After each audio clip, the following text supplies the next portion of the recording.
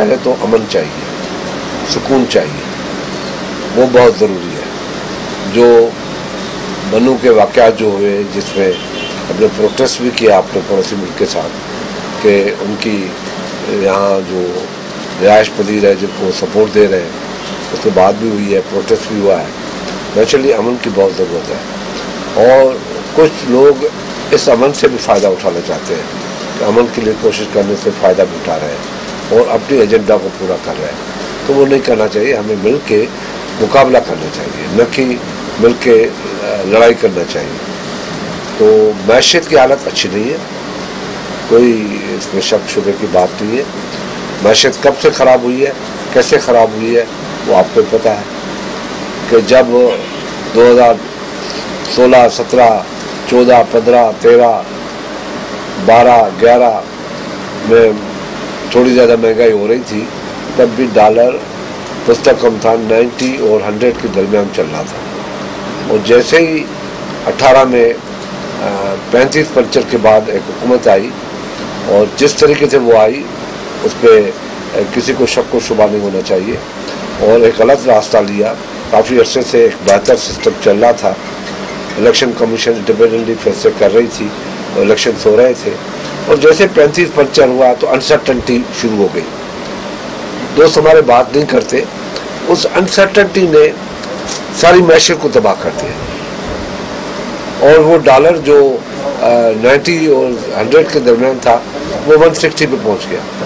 जो चीनी 60 रुपये, 65 रुपये, 55 रुपये थी वो 150 रुपये पे पहुंच गई। यानी महंगाई ने बहुत बड़ा ख़तरनाक जंप मारा और वो महंगाई डॉलर का ऊपर जाना फिर कंटिन्यूटी में चला गया।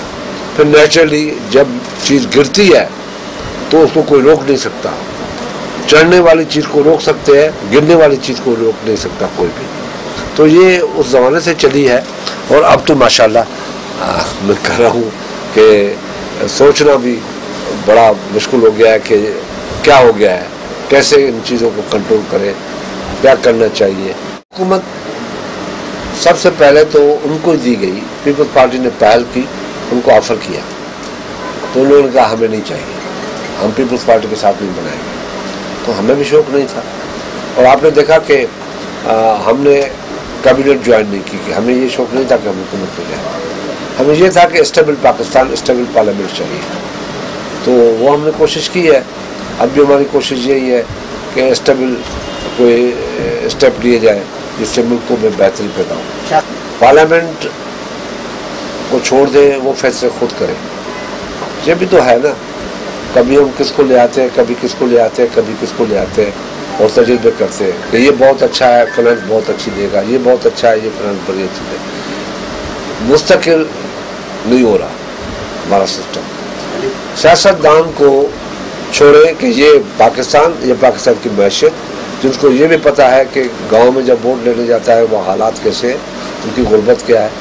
बाहर से जो लोग आते हैं, जो कराची से बाहर नहीं निकलते, वो आते हैं, उनको क्या पता कि मैशत कहाँ से उठती है, कहाँ गायब होती है। तो ये तो होगा। कहाँ जाके रुकेगी ये? लोगों ने जो टैक्सेस लगे हैं, इनसे बहुत से सेक्टर को बड़ी हिट हुई है, उनको नुकसान हुआ है। उससे मैं एक्सपर्ट नहीं हूँ इकोनॉमी का, मगर मैं समझता हूँ उससे पाकिस्तान की मैशत को और धचका लगा है और ज़्यादा। टैक्सेस के नाम से हम पैसे तो हमें मिल जाएंगे मगर स्टेबिलिटी हमारी ख़त्म हो जाएगी, मैशत हमारी चढ़ेगी नहीं। पैसे मिल सकते हैं, ये हम सबको सोचना चाहिए। जितनी पॉलिटिकल पार्टी है उनको भी सोचना चाहिए कि पहले मुल्क है या पॉलिटिकल पार्टी है। पॉलिटिकल पार्टी भी तब होगी पाकिस्तान पीपल्स पार्टी, तब पाकिस्तान पीपल्स पार्टी रहती है जब पाकिस्तान होता है। पाकिस्तान मुस्लिम लीग तब वो पाकिस्तान मुस्लिम लीग रहती है जब पाकिस्तान होगा। पाकिस्तान तहरीक इंसाफ तब जाके पाकिस्तान तहरीक इंसाफ बनती है जब पाकिस्तान होगा।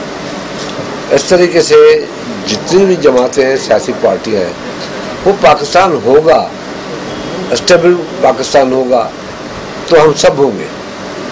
हमें पहले लफ्ज़ पाकिस्तान के ऊपर मुत्तफ़िक़ होना चाहिए कि हमें क्या करना चाहिए। हमारी जिम्मेदारियां क्या है। लोगों ने हमारे कंधों पे जिम्मेदारियां रखी हैं, हमें पूरी करनी चाहिए, न कि उनको हालात को ख़राब करके अपने बदले लेने चाहिए। जब ऐसे हालात होंगे तो हर आदमी की आज़ादी है, वो कुछ भी कह सकता है।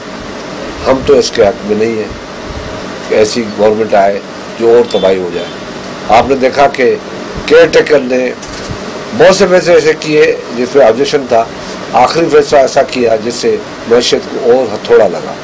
गंदम की इंपोर्ट की उस वक्त जब हमारी गंदम तैयार थी, 400 बिलियन की गंदम मंगाई गई और क्या हुआ, आज गंदम वो कहाँ गई, किन हालात में है। और हमारा जो एग्रीकल्चर सेक्टर है, जो बैकबोन है इकोनॉमी की, मैशत की, वो तबाह हाल पे आ गया।